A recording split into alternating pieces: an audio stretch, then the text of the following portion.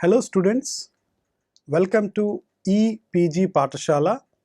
I am Dr. K.R. Ramamohan, Associate Professor, Head Department of Anthropology, Sikkim University. Today we are going to talk on a module Tribal Policy and Governance in Colonial India from the paper Indian Anthropology. Before we discuss this important module, let us see what are the objectives and learning outcomes.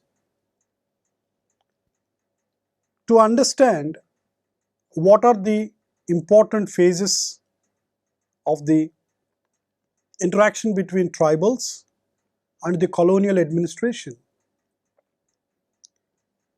To discuss the colonial discourse about the tribal way of life and progress. To know some of the forest laws and how the colonial administrators have designed some tribes as criminal tribes. And we will see what is the forms of resistance from the tribal communities. We all know that India was under British rule for almost 200 years. And officially it must be recorded in the history of books. But there were many aspects which did not come into light, how the colonial administrators have functioned and influenced the Indians in many ways. The debate was whether did they do any good, or the colonial administrators could not understand the realities of the social groups in India. Whether colonial administrators were only interested for themselves, or during the course of time has they brought any significant changes, particularly in socio-economic aspects. So as the colonial power established itself as the supreme power in this Indian subcontinent almost from mid-19th century, it was a period of Indian society has come to grips with that one has to obey and surrender the British rulers. During this process, British has influenced their own ways of governance systems into Indian society, which was not practical, it was not suited to the local communities. The same form of governance they brought when the Industrial Revolution took place in the Europe. And they want to establish the same kind of control over these countries, and particularly in India. Why? Because India is full of highly valuable natural resources. Their primary interest was to make trade, and eventually they captured and they exploited all these natural resources back home, and they became a wealthier nation, leaving behind India in a poor state of condition. Under the name of governance, British has exported lot of raw material for their manufacturing industries, and importantly, cotton was the main source of their exports. Historians say that until 17th century, India was the richest country in the world, and England was not so richest country. It was economically backward when compared to India. So what transpired from 18th century onwards is that various invasions have taken place and made India reeling under economically inferior with the rest of the countries. Having understood that the colonial administrators were only interested in making their country rich back home, and they do not have any clue or idea of the entire Indian society.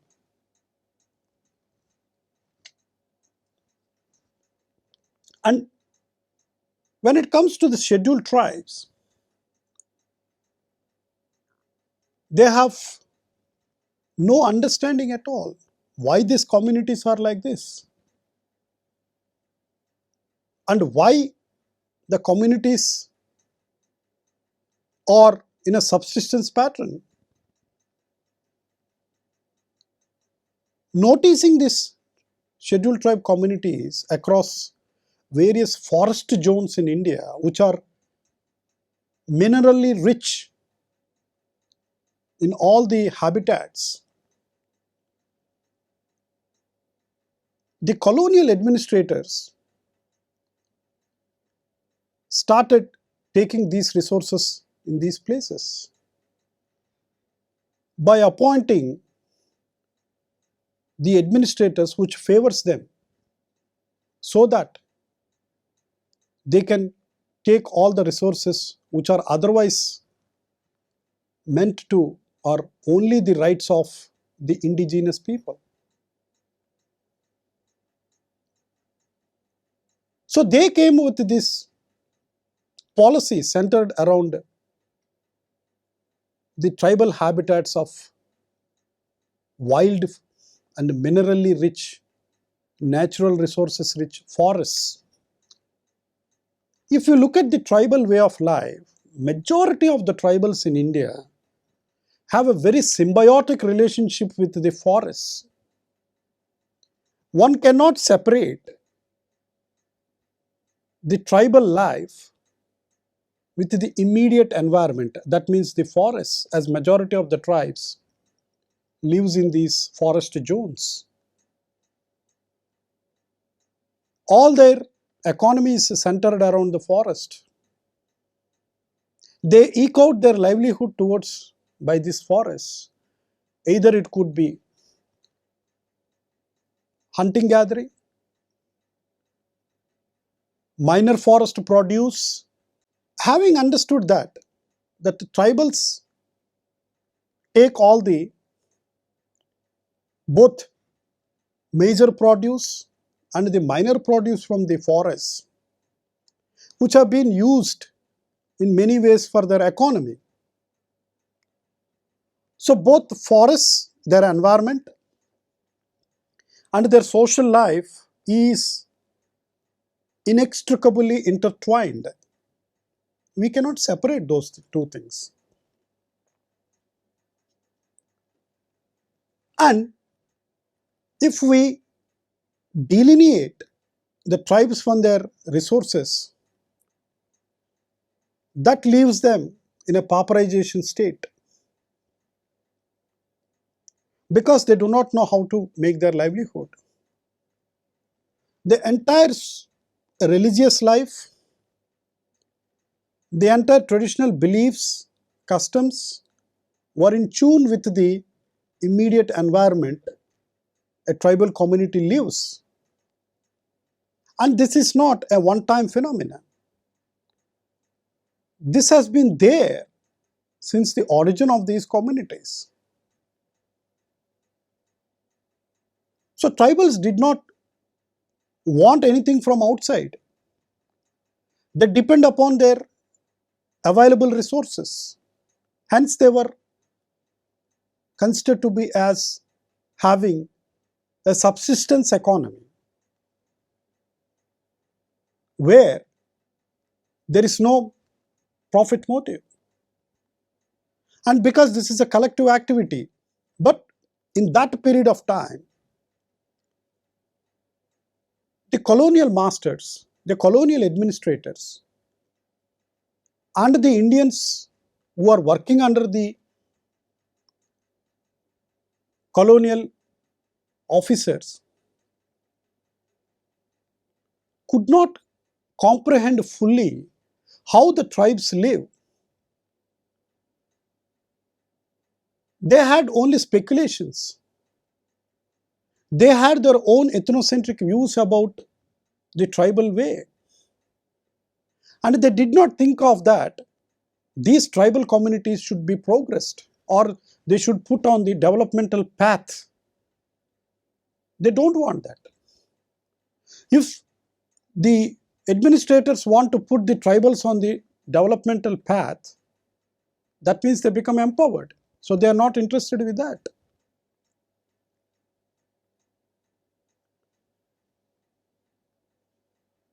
But their only interest was to promote their own interests, be it Christianity, be it other forms of their governance issues. And most of the time, the colonial masters, who are few in number, have just relied only on the secondary sources, only on the census reports, on the superficial data. They did not see what is really happening in these remote societies, or so-called the primitive forest dwellers, which they did not cause any trouble to the mainstream civilization. They did not ask for anything. They have their own way of life. They were very comfortable in their zones, in the given ecological zones. The economy and the organization was centered around that particular ecological habitation. Having no knowledge about these natives in different parts of India, what kind of vision they have for these stones? If they have no visions, how can they come out with certain kind of a policy to govern them or to empower them? Now, all these administrators have their own image of this, who are these tribal communities. Since they do not have an empirically verified picture of these forest dwellers, most of them, who are as old as the civilization, they were under the opinion that these tribal communities were basically lazy. They were not hardworking. They are not inventive. And they are not productive. Because given the ecological richness they have, they do not know how to improve themselves in these naturally situated resources areas. So with this kind of situation, the colonial administrator thought that these people are not worth of anything. There is no culture of production.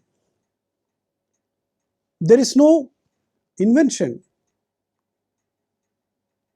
They are just the passive recipients of nature, just who are surviving for the sake of surviving. And they thought that since they are not doing anything, it is from their side that they should send some people and bring back those resources and put for more use, because they are not using these resources for themselves. That is what the perception and opinions carried of the people by these administrators. So in that sense, there was a wide gap between the reality and the perceptions and opinions held by the colonial administrators. Because tribes have unique customs and traditions which were different with the other parts of the society, or quote unquote advanced parts of India, they thought these people are uncivilized. They were of the opinion that because they follow their own customs and tradition, they were primitive. They were more or less not civilized, because they do not know how to efficiently use their natural resources. And they practice all this exotic way of life. So there is a clear distinction between, they termed this as something that this group fall under the exotic communities. With this kind of a fault picture of these, or a wrong notion of that the tribal communities are in this state of affairs, they come out with how to gain control over these resources in the forest zones of tribal communities. And they want to make it legalize to take all the resources from these forest areas. And the colonial government came with some kind of rules and regulations towards these forest resources and for these people. And there have been no change at all for centuries. For 100 or so years, they are in place like that. There was not been challenged why these laws are like that, which are very harmful for the native population. And they came with a view that all the resources belong to the government, not to the people who are living there for centuries together, and they have no right on those resources. So whatever economic activities practiced by the traditional communities, be it hunting gathering or for hunting, which is a part and parcel of a tribal culture, have been designated as criminal. And taking the resources from the forests are also be part as illegal. Hence, they want to create a law stating that the practices and the ways of modes of economy by these exotic people, by these tribal communities, were unlawful. They are not legal in the eyes of the administrators. Hence, there was a clash between the natives and the administrators. When the administrators started saying that whatever practice you are doing is not legal, or it is considered to be as criminal, the natives started feeling unrest among themselves. If they are not allowing to do their own traditional occupation, naturally there will be some kind of a protest saying that how can you stop our livelihoods? How can you prevent us from taking our own resources? And we could see some kind of a civil unrest have taken place and a momentum of gathering in terms of rebellion because their wrong laws and faulty policies. Hence, because these natives are protesting, the colonial administrator want to brand them as criminal tribes because of their rebellious, aggressive nature, because they are fighting for their own rights. They did not see in the right picture. They thought that they are against for these people. They want to dethrone their administration. Hence, these rebellious tribes are often declared to be having all kinds of criminal disposition. And they branded them as these people are dangerous if we go in these places. And they thought that since these people are dangerous, they want a surveillance mechanism, that they have to be supervised. They have to be reformed because they are aggressive, they are illogical. They want to take revenge and they possess the psychological criminal dispositions in their personality. And they started administrating that you have to follow the colonial rules and regulations or colonial values.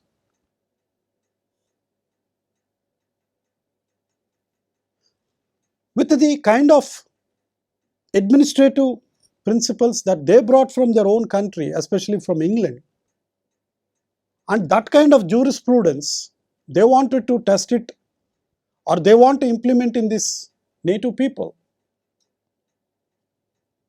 And there were confrontation has started.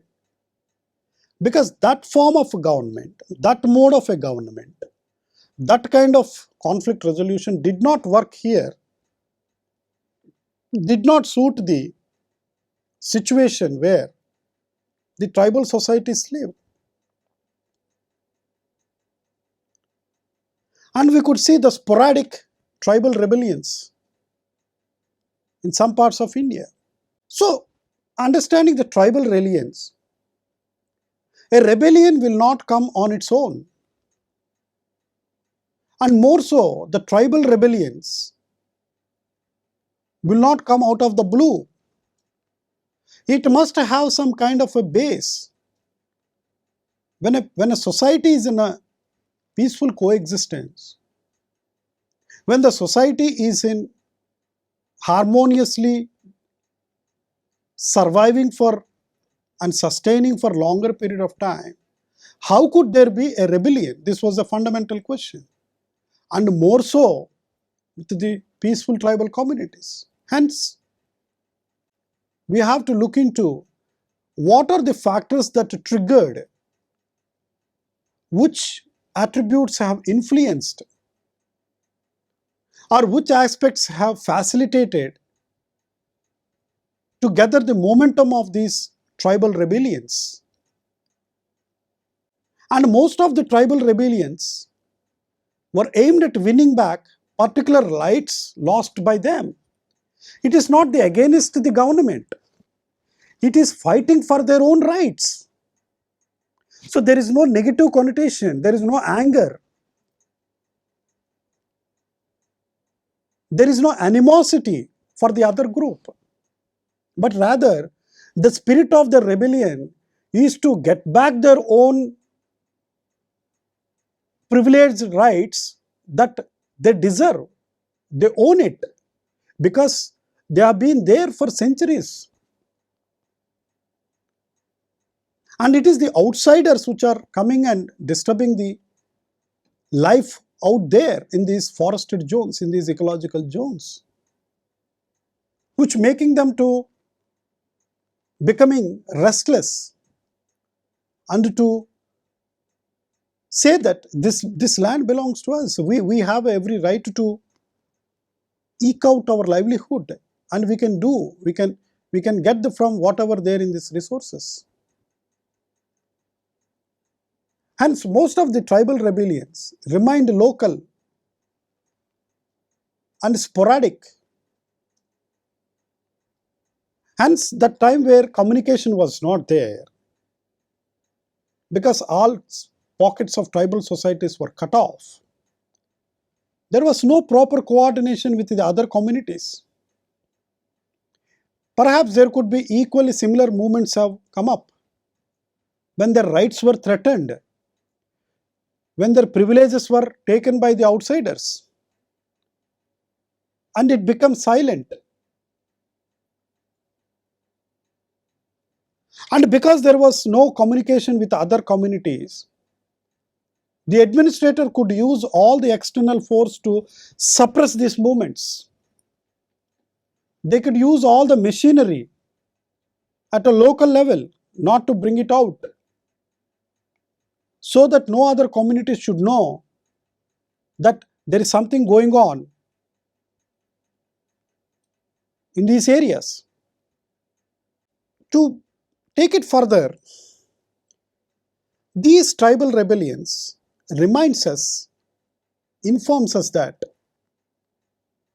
when local people's rights and privileges are being threatened and they feel that they are in danger, and they have a perception that outsiders are influencing their lives or taking control of their lives and resources, people will automatically look for an alternative to protest and to take it to the other forms of movements to get back those things to their own society. It is not a fight actually. It is asserting their own rights. It is giving a voice to that do not control us, do not use force on us by putting various laws and policies which erodes the resources here for your own benefit. In that context, colonial administrators wantedly put these specific forest policies only to suit a vested interest, an economic motive to benefit the state. They are oblivion to the fact that in this process, natives are falling victims of these wrong policies. So when we talk of how the colonial policies, specifically to the scheduled tribes, so the British tribal policy was only framed with the objective to establish to the maximum level and the fullest possible control upon all the forest resources for the only benefit of colonial economy, and leaving the natives a minimum things for them. This is the root cause for the tribal rebellion, which caused massive depression in the resources, and it distorted the entire life of these native traditional communities. And there were frequent violence erupted between the administrators and the locals. And the state was come out with a alibi saying that we are just civilizing these savage people. We are trying to making them modernize these exotic people, and in that process they're trying to oppress the rights of the people, the privileges that they have, and they want to take the ownership of these naturally mineral resources rich in these geographical areas. So British policy towards tribals was not fully appreciated by many scholars. The British policy has had a very narrow view and aim only to take the resources, leaving them without any development and taking to the brinks of extinction, particularly with their natural resources. It is very important for students of anthropology to understand how British has perceived and put their policies, especially the forest policies, which only suited the state by taking the rightful, the justful way that the natives claim that we own these resources. So in this process, this gave a lot of confrontation between the locals and the administrators. So these were the historical and the political process which made these communities to rebel and to voice out that please give back our own rights to them. And social movement is not just a sporadic or without any base. Knowing these things, we could understand and appreciate the process of social unrest, particularly these tribal communities.